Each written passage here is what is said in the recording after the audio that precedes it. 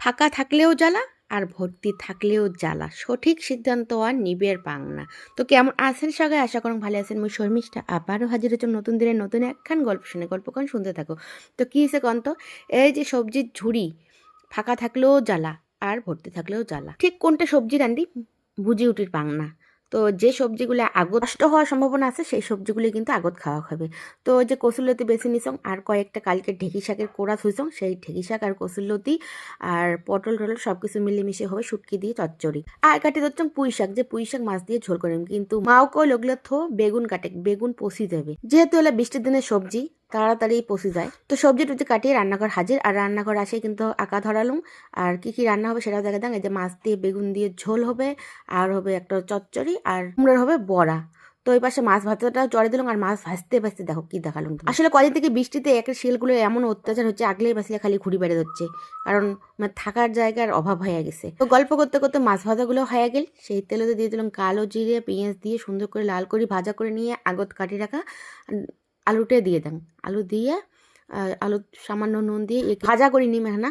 তো এখানে দিয়ে দিলাম টমেটো আর কাঁচা লঙ্কা দিয়ে সুন্দর করে লাল করে এখানে ভাজি নিয়ে তারপরে কাটিয়ে রাখা বেগুন দিয়ে দিলাম। আর বেগুনের গুণ এমন, যেমন করি রান্না হবে সেমন করেই বেগুনের স্বাদ হবে।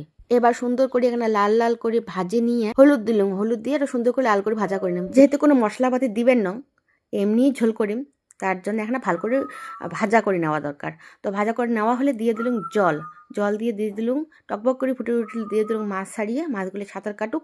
গরম জল খাইতে খেতে যখন ঢ্যাপ ঢ্যাপা নামবে তখন তরকারি হয়ে যাবে। তো নামিয়ে নিলাম, দেখো তারপরে তরকারি কালারটা দেখো কত সুন্দর হয়েছে।